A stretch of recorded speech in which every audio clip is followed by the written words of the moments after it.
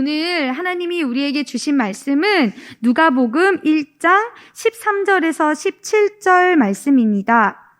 누가복음 1장 13절에서 17절 말씀입니다. 제가 가진 성경에는 신약 86페이지 정도에 있습니다. 누가복음 1장 13절에서 17절 말씀 찾으셨으면 우리 같이 한 목소리로 읽겠습니다.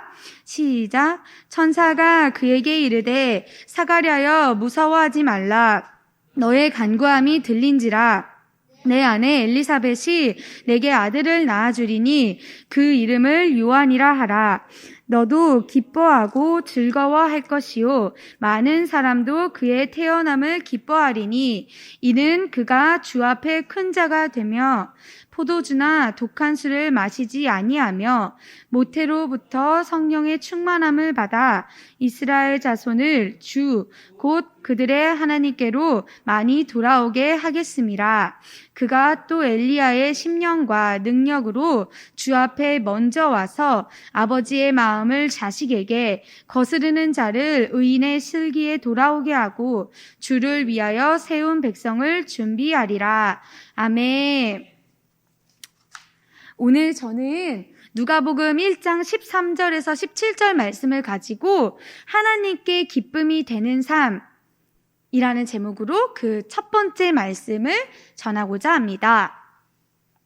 2021년이 되고 드디어 첫 주일을 우리가 맞이했어요. 주님이 주시는 하루하루가 모두 소중한 새 날이지만 특별히 새해 첫 주일에 이 새 날에 주님이 주시는 이 말씀을 우리 마음판에 정말 새롭게 새기고 품는 그런 소망의 시간이 되면 좋겠습니다. 우리가 이 세상에 태어난 이상, 우리는 이 세상을 어떻게 살아야 되죠? 잘 살아야죠. 한평생을 잘 살아야만 하는데, 그러면 우리는 어떻게 살아야 할까? 또 어떻게 살고 싶을까? 그냥 단순히 생각하면 당연히 오늘 말씀의 제목처럼 기쁜 삶을 살고 싶겠죠. 특별히 우리는 하나님의 백성이고 자녀이고 성도이기 때문에 또 하나님이 기뻐하시는 삶을 살아야만 하는 줄 믿습니다. 그러면 어떤 기쁨으로 살고 또 그렇게 살고 싶고 누구에게 기쁨이 되고 또 어떻게 기뻐하며 살 수 있는지 우리 이런 여러 가지를 생각해 볼 수 있을 것 같아요. 오늘 말씀을 통해서 첫 번째 시간으로 다시 한번 기쁨과 소망을 어떻게 품어야 하는지 온전한 은혜를 새기는 귀한 시간이 되면 좋겠습니다. 첫 번째로는 기뻐하고 즐거워하는 삶이에요. 기뻐하고 즐거워하는 삶은 무엇일까요? 여러 가지가 있을 수 있겠지만 우리는 크게 무엇으로 기뻐하고 즐거워할 건지, 그리고 누구에게 그 기쁨과 즐거움이 될 건지 이걸 생각하면 오늘 말씀이 좀 더 명확하게 들릴 수 있을 것 같아요. 그 첫 번째로는 무엇으로 기뻐하고 즐거워할 것인가? 바로 우리 하나님이 주시는 것으로 기뻐하고 즐거워하는 삶을 살아야 할 줄 믿습니다. 누가복음 1장 13절에서 15절 말씀입니다. 천사가 그에게 이르되 사가랴여 무서워하지 말라. 너의 간구함이 들린지라. 내 아내 엘리사벳이 내게 아들을 낳아주리니 그 이름을 요한이라 하라. 너도 기뻐하고 즐거워할 것이요 많은 사람도 그의 태어남을 기뻐하리니 이는 그가 주 앞에 큰 자가 되며 포도주나 독한 술을 마시지 아니하며 모태로부터 성령의 충만함을 받아. 아멘. 사가랴가요, 성전에 들어가서 분향을 할 때 하나님이 주의 천사를 보내주셨어요. 이 가브리엘 천사를 이제 보내주셨는데요. 사가랴에게 말을 했어요. 무서워하지 말라. 너의 간구함이 들린지라. 간구함이 들린지라. 사가랴와 엘리사벳이 무엇을 간구했을까요? 뒤에 나오는 것처럼 아들을 낳아준다는 말에서 유추할 때 사가랴와 엘리사벳은 오랫동안 자녀에 대한 그 간구함이 있었어요. 그래서 하나님이 이 두 사람에게, 부부에게 아들을 주시겠다고 약속을 해주신 거예요. 누가복음 1장 5절에서 6절인데요. 특별히 6절을 읽겠습니다. 이 두 사람이 하나님 앞에 의인이니 주의 모든 계명과 규례대로 흠이 없이 행하더라. 엘리사벳이 잉태를 못함으로 그들에게 자식이 없고 두 사람의 나이가 많더라. 사가랴와 엘리사벳은요, 의인이었어요. 의인. 흠없이 하나님의 말씀을 다 잘 지키는 그런 사람들인 거예요. 그런데 아이가 없었어요. 아이가. 오랫동안 아이가 없어서 나이가 많이 차게 된 거예요. 근데요, 우리가 알아둘 거는 이 시대 때는요, 옛날에는요, 아이가 없는 게 슬픈 일이고 되게 수치스러운 그런 일이었어요. 특히 이제 엘리사벳처럼 이제 여성, 엄마가 이제 아이를 낳으니까. 그런 사가랴와 엘리사벳에게 자녀를 주겠다는 이 하나님의 약속이 주의 천사를 통해서 이렇게 왔을 때 얼마나 놀랍고 얼마나 신기했을까요? 막 무섭기까지 한 거예요. 하나님 보면은 죽으니까. 그러니까 천사는 두려워하지 말라고. 근데요, 사가랴는요, 이 주의 천사가 하나님의 말씀을 전한 거거든요. 이 약속을 해줬다는 거. 근데 사가랴가 처음에 믿지를 못했어요. 누가복음 1장 18절에 사가랴가 천사에게 이르되 내가 이것을 어떻게 알리요? 내가 늙고 아내도 나이가 많으니이다. 사가랴는요, 주의 천사의 말씀을 듣고 인간적인 생각으로 한 거예요. 아니, 나도 아내도 나이가 많은데 우리가 어떻게 임신을 할 수 있겠어요? 말이 안 되는 일이라고 생각을 한 거예요. 그러자 천사가 대답하여 이르되 나는 하나님 앞에 서 있는 가브리엘이라. 이 좋은 소식을 전하여 너에게 말하려고 보내심을 받았노라. 보라, 이 일이 되는 날까지 내가 말 못하는 자가 되어 능히 말을 못하리니 이는 내가 내 말을 믿지 아니함이거니와 때가 이르면 내 말이 이루어지리라 하더라. 그래서 사가랴가 어떻게 되냐면요, 말을 못하는 지경이 되었어요.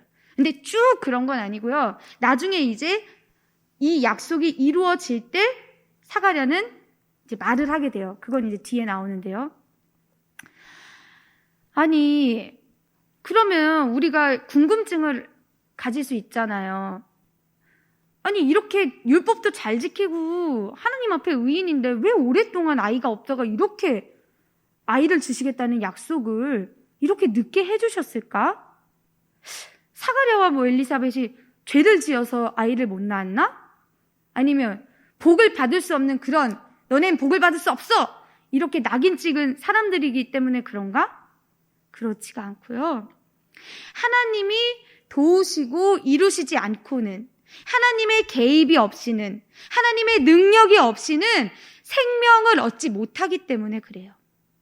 우리가 잘 아는 것처럼 하나님은 생명을 탄생시키시기도 하고 죽음에 이르시기도 하고 살리시고 또 사망에 내려두시고 또 화를 주시기도 하고 복을 주시기도 하고 모든 것을 다스리는 창조주이세요. 그래서 특별히 이 생명의 탄생, 이 창조의 능력은 하나님의 능력이라는 거예요. 하나님의 개입하심이 없으면 인간적인 환경으로는 이렇게 될 수가 없다는 걸 우리에게 보여주고 있어요. 그래서 이제 사가랴와 엘리사벳은 아들이 태어난다는 그 약속으로, 그 탄생으로 기뻐하고 즐거워할 것이라는 그 사실을 우리에게 일러주는 거예요. 얼마나 선물 같은 축복이에요. 생명의 탄생이 기쁨이 되고 즐거움이 되는 건 우리도 다 알고 있는 사실이잖아요. 저는 아직 부모가 되지 않아서 완전히는 모르겠지만 보통 그냥 어린 아기들을 보면은 다 너무 즐거워하고 웃음이 막 나고 기뻐하잖아요. 그런 것처럼 사가랴와 엘리사벳이 자신들의 아이를 보게 될 게 얼마나 기쁘겠어요. 그리고요, 하나님은요 또 특별하게 13절에서 천사를 보내실 때 아들을 약속하시면서 그 이름도 정해주셨어요. 뭐라고 정해줬죠? 요한. 우리 이름을 보통 누가 지어요? 부모님이 지어주시죠. 근데 사가랴와 엘리사벳이 그 이름을 짓기도 전에 하나님이 이름을 정해주셨어요. 딱 지어주신 거예요. 이거는 무엇을 의미하냐? 사가랴와 엘리사벳의 아들이 그들의 그냥 부모의 자녀 된 것뿐만이 아니라 먼저 하나님의 소유가 되었다. 하나님의 것으로, 하나님의 그 아이로 택함을 받아서 이 땅에 온다는 사실을 말해주는 거예요. 하나님은 사가랴와 엘리사벳의 오랫동안 간구했던 그 자녀에 대한 소망을 그냥 단순히 내가 너의 소원 들어줄게 하고 이루어 주신 게 아니라 세례 요한, 이 요한을 메시아, 우리가 이제 알고 있는 예수님보다 먼저 이 땅에 보내서 하나님이 세상과 인류를 구원하실 그 역사에 먼저 사용하시기 위해서 세례 요한을 이 땅에 보내주신 거예요. 그러니까 이게 얼마나 대단한 일이에요. 하나님이 구원하시는 그 역사, 그 놀라운 일에 사가랴와 엘리사벳의 아들로 사용이 되는 거예요. 이 모든 건 정말로 우리의 아버지 되시는 이 하나님의 깊고 놀라운 사랑이 있기 때문에 이루어지는 은혜인 거죠. 이 사랑으로 말미암아서 사가랴와 엘리사벳이 자녀가 없었던 그 수치와 슬픔은 이제 하나님이 자녀를 주시겠다는 그 약속으로 기쁨이 될 거예요. 그러니까 우리도 만약에 어려운 일이 생기고 힘든 일이 생겼어요. 아니면 우리 능력으로 할 수 없는 그런 일들에 오랫동안 어려움을 겪게 되더라도 하나님의 능력이 있으면, 하나님이 개입해 주시면, 그러면 우리의 모든 건 새로움이 되어서 하나님의 영광과 존귀를 더욱더 잘 드러낼 수 있는 그런 놀라운 기적, 그런 반전의 역사가 된다는 것을 말씀으로 믿으시기 바랍니다. 그래서 이 말씀을 두 구절 읽어보겠습니다. 시편 30편 11절인데요. 같이 읽을게요. 주께서 나의 슬픔이 변하여 내게 춤이 되게 하시며 나의 베옷을 벗기고 기쁨으로 띠띠우셨나이다. 예레미야 31장 13절은 제게 읽겠습니다. 그때 처녀는 춤추며 즐거워하겠고 청년과 노인은 함께 즐거워하리니 내가 그들의 슬픔을 돌려서 즐겁게 하며 그들을 위로하여 그들의 근심으로부터 기쁨을 얻게 할 것임이라. 아멘. 주님은 반전을 일으켜 주시는 분이세요. 우리의 슬픔도 주님의 능력이 있으면 기쁨이 되고 새로운 역사가 되고 놀라운 기적이 된다는 거, 그걸 꼭 믿으시기 바랍니다. 그리고 우리 이 무엇보다도 중요한 거, 이 생명의 탄생이 아주 우리에게 큰 기쁨과 즐거움이 되잖아요. 근데 우리가 정말로 제일 최고로 쳐야 하는 생명이 뭐죠? 바로 예수 그리스도죠. 예수 그리스도가 우리의 참 생명이고 그 생명이 우리에게 예수 그리스도의 복음으로, 말씀으로 주어졌다는 그 사실을 또 함께 분명하게 기억해야 할 줄 믿습니다. 그래서 그 말씀이, 하나님의 능력이 이 예수 그리스도의 복음 안에 나타난다는 거, 그래서 우리가 말씀을 사모해야 되고 찾아야 하고 붙잡아야 된다고 우리가 계속 이야기를 나누었던 거죠. 시편 19편 10절의 말씀입니다. 금 곧 많은 순금보다 더 사모할 것이며 꿀과 송이꿀보다 더 달도다. 말씀이 이렇게 맛있다는 거예요. 아니, 이렇게 글로 적혔는데 꿀송이보다 더 달다고 이 미각의 이 표현으로 나타내 준 게 얼마나 놀라워요. 그만큼 말씀이 아주 우리 삶에 더없이 값지게 필요하다는 거, 너무나도 모든 것보다도 다 달고 맛있다는 거. 마태복음 4장 4절에는요, 예수께서 대답하여 이르시되 기록하였으되 사람이 떡으로만 살 것이 아니요 하나님의 입으로부터 나오는 모든 말씀으로 살 것이라 하였느니라 하시니, 말씀이 있어야만 사람이 진정 온전하게 살 수 있다는 거예요. 요한복음 6장에서는요 32절에 말합니다. 예수께서 이르시되 내가 진실로 진실로 너희에게 이르노니 모세가 너희에게 하늘로부터 떡을 준 것이 아니라 내 아버지께서 너희에게 하늘로부터 참 떡을 주시나니. 47절에요. 진실로 진실로 너희에게 이르노니 믿는 자는 영생을 가졌나니 내가 곧 생명의 떡이니라. 51절에서는요. 나는 하늘에서 내려온 살아있는 떡이니 사람이 이 떡을 먹으면 영생하리라. 내가 줄 떡은 곧 세상의 생명을 위한 내 살이니라 하시니라. 내 살을 먹고 내 피를 마시는 자는 영생을 가졌고 마지막 날에 내가 그를 다시 살리리니. 요한복음 14장 6절에 말합니다. 예수께서 이르시되 내가 곧 길이요 진리요 생명이니 나로 말미암지 않고는 하나님께로 아버지께로 올 자가 없느니라. 요한복음 17장 3절에서는요, 영생은 곧 유일하신 참 하나님과 그가 보내신 자 예수 그리스도를 아는 것이니이다. 이렇게 예수님이 직접 말씀을 해주셨어요.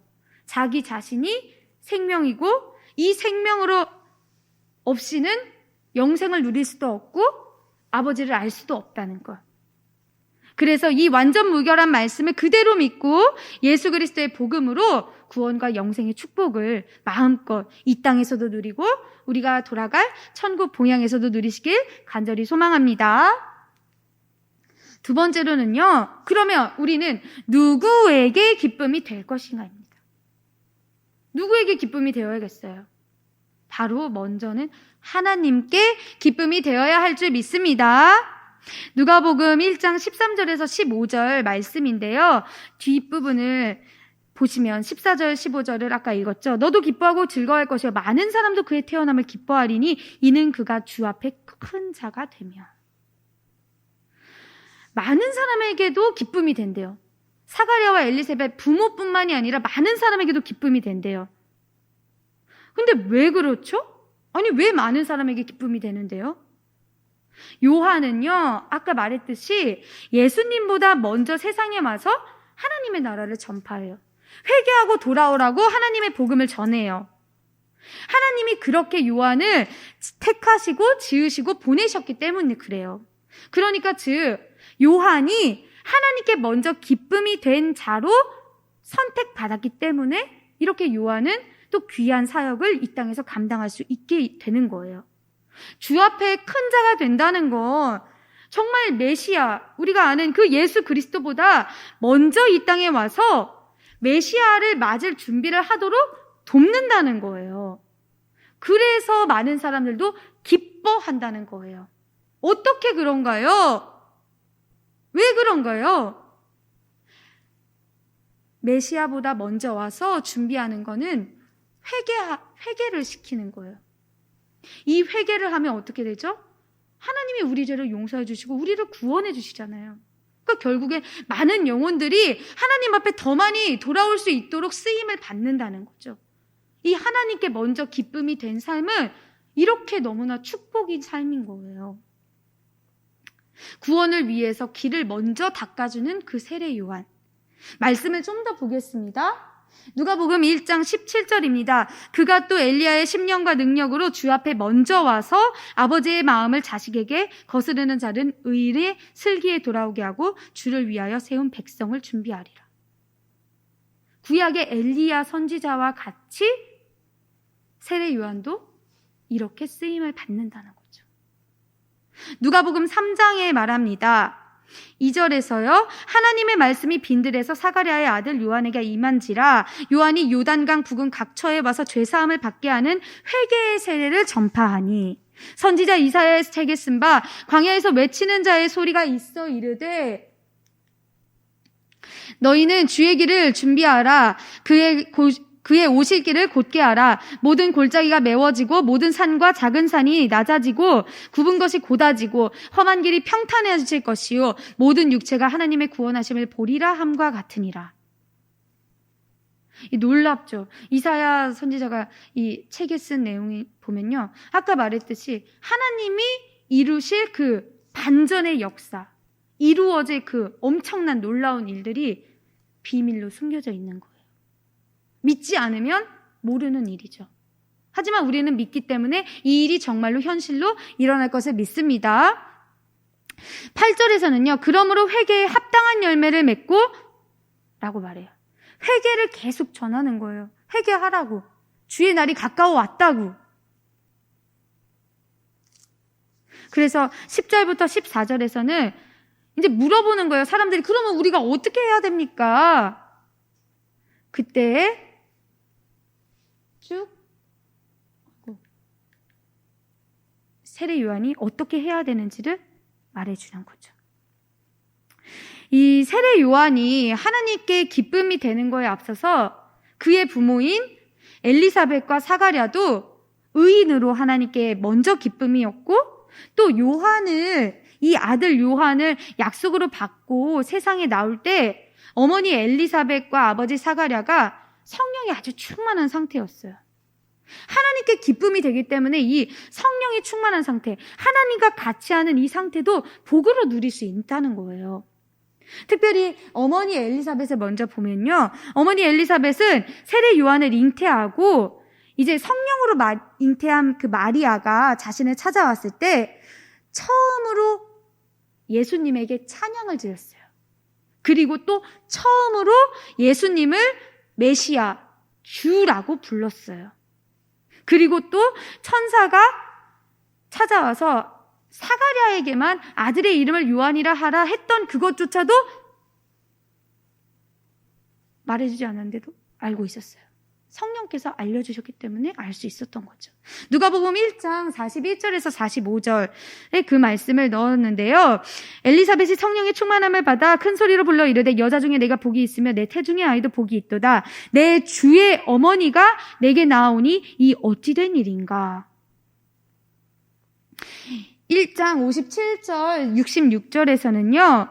특별히 60절에서 63절을 보면 어머니가 대답하여 이르되 아니라 요한이라 할 것이라 하매 사람들이 그냥 아이 이름을 사가랴라고 하자고 했거든요. 근데 아니다. 요한이라 할 것이다. 그들이 이르되 내 친족 중에 이 이름으로 이름한 이가 없다 하고 그의 아버지께 몸짓하여 무엇으로 이름을 지으려 하는가 물으니 그가 서판을 달라 하여 그 이름을 요한이라 쓰매 다 놀랍게 여기더라.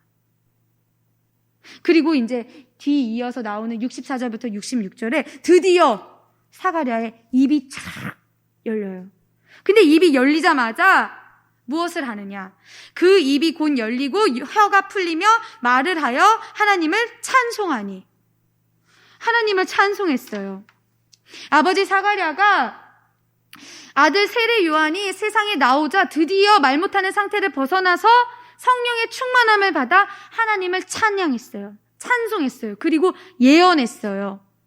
67절부터 79절을 길지만 제가 빨리 읽겠습니다. 그 붙인 사가랴가 성령의 충만함을 받아 예언하여 이르되 찬송하리로다 주 이스라엘의 하나님이여 그 백성을 돌보사 속량하시며 우리를 위하여 구원의 뿔을 그 종 다윗의 집에 일으키셨으니 이것은 주께서 예로부터 거룩한 선지자의 입으로 말씀하신 바와 같이 우리 원수에게서와 우리를 미워하는 모든 자의 손에서 구원하시는 일이라.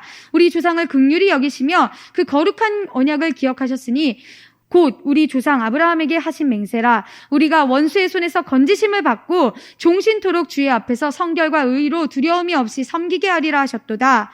이 아이여 내가 지극히 높으신 이의 선지자라 일컬음을 받고 주 앞에 앞서가서 그 길을 준비하여 주의 백성에게 그 죄사함으로 말미암는 구원을 알게 하리니 이는 우리 하나님의 긍휼로 인함이라. 이로써 돋는 해가 위로부터 우리에게 임하여 어둠과 죽음의 그늘에 앉은 자에게 비치고 우리 발을 평강의 길로 인도하시리로다 하니라. 아멘.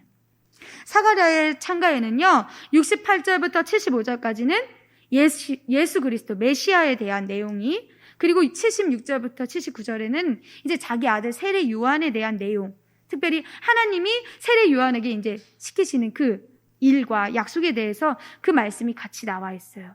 다시 말해서 결국에는 세례 요한이 탄생하면서 무엇을 한다? 곧 뒤이어 탄생하실 메시아 예수 그리스도를 앞서 와서 그의 길을 준비할 것이고, 그리고 곧 있으면 이 메시아가 탄생하리라는 것을 알려주고 있는 거예요. 여기서 말하는 이 구원의 뿔은 뭐예요? 다윗 왕가에서 나오는 메시아를 뜻해요. 우리가 지난 시간에도 말을 했죠. 다윗의 왕가에서 메시아가 나올 거라고. 다윗의 후손으로. 이건 곧 예수 그리스도를 말하는 거죠. 그리고 원수라고 나온 거는요, 뭐 이스라엘을 억압한 그런 뭐 세력들도 있지만 더 크게 생각하면 이스라엘과 또 이스라엘 비롯해서 모든 사람들에게 주려고 하신 그 하나님의 구원을 깨닫지도 못하고 받아들이지도 못하고, 그래서 이 구원을 향해 가는 이 길목, 특히 이 교회를 박해하는 원수들을 말하고 있어요. 그래서 우리가 주의 앞에서 성결과 의로 두려움이 없이 섬기게 하리라는 그 말씀은 결국에 하나님의 성전에서 섬기게 될 것, 하나님을 영화롭게 하는 그런 일을 의미해요. 이 76절에 보면 이 아이여, 내가 지극히 높으신 이의 선지자라 일컬음을 받고 주 앞에 앞서가서 그 일을 준비하며. 천사가 앞서 말했던 그 소식을 드디어 사가랴도 이제 완전히 받아들인 거예요. 찬송을 하면서, 예언을 하면서. 그래서 이 77절에 죄사함으로 말미암은 구원을 알게 한대요. 세례 요한이. 그러니까 세례 요한이 해야 할 일을 미리 이렇게 사가랴가 어떻게 보면 알려주는 거죠. 하나님의 말씀을 받아서, 성령의 충만함을 받아서. 이 죄의 용서는 어떻게 가능해지나요? 하나님의 긍휼로 가능해지는 거죠. 이 긍휼로 인해서 우리에게는 결국 돋는 해, 위로부터 우리에게 임하는 그 돋는 해가 와서 우리에게 비치고 우리 발을 평강의 길로 인도하시리로다 라는 말씀이죠. 그래서 돋는 해가 나오는 그런 구절들과 또 평강에 관한 구절들을 쭉 담아봤어요. 그 중에서 몇 개만 읽겠습니다. 시편 132편 17절에서 내가 거기서 다윗에게 뿔이 나게 할 것이라 내가 내 기름 부음 받은 자를 위하여 등을 준비하였도다. 그리고 누가복음 1장 17절은요. 이는 우리 하나님의 긍휼로 임함이라 이로써 돋는 해가 위로부터 우리에게 임하여. 또 마태복음 2장 2절에서는요. 유대인의 왕으로 나신 이가 어디 계시냐. 우리가 동방에서 그의 별을 보고 그에게 경배하러 왔노라 하니. 동방 박사가 별을 보고 예수 그리스도를 찾아갔죠. 요한복음에서 말합니다. 1장 4절 그 안에 생명이 있었으니 이 생명은 사람들의 빛이라. 참빛 곧 세상에 와서 각 사람에게 비추는 빛이 있었나니. 그리고요. 이 메시아가 다시 오심으로 우리에게 완전한 평강을 누리게 해주실 거라는 그 사실을 말씀으로 같이 보겠습니다. 누가복음 2장 14절에서는요. 지극히 높은 곳에서는 하나님의 영광이요 땅에서는 하나님 기뻐하신 사람들 중에 평화로다 하니라. 성탄절에도 많이 읽었던 말씀이죠. 누가복음 19장 38절에서 말합니다. 이르되 찬송하리로다 주의 이름으로 오시는 왕이여 하늘에는 평화요 가장 높은 곳에서는 영광이로다 하니. 그리고 말합니다. 사도행전 10장 36절 만유의 주 되신 예수 그리스도를 말미암아 화평의 복음을 전하사. 로마서 1장 7절에서 말합니다. 하나님의 사랑하심을 받고 성도로 부르심을 받은 모든 자에게 하나님 우리 아버지와 주 예수 그리스도로부터 은혜와 평강이 있기를 원하노라. 우리도 사람에게 기쁨이 되는 게 먼저가 아니라 하나님께 먼저 기쁨이 되는 그 삶을 살면 그 다음은 하나님이 자연스럽게 만들어주세요. 요한과 또 사가랴와 엘리사벳이 그랬던 것처럼 우리도 하나님이 우리에게 맡기신 사명으로 먼저 하나님께 기쁨이 되면 하나님이 자연스럽게 다른 사람들에게도 우리가 기쁨이 되게 만들어주세요. 누가복음 2장 52절에서는요. 예수는 지혜와 키가 자라나며 하나님과 사람에게 더욱 사랑스러워 가시더라. 누가복음 15장 10절에서 말합니다. 내가 너희에게 이르노니 이와 같이 죄인 한 사람이 회개하며 하나님의 사자들 앞에 기쁨이 되느니라. 아멘. 말씀을 정리하겠습니다. 우리가 정말로 기뻐하는 삶, 즐거워하는 삶이 무엇인지 알아야 돼요. 무엇으로 기뻐한다? 하나님이 주신 것으로. 그리고 사람이 아니라 하나님께 먼저 기쁨이 되는 삶, 그 우선순위를 정확히 하는 삶을 살기를 우리 주님의 이름으로 간절히 축복하고 소망합니다.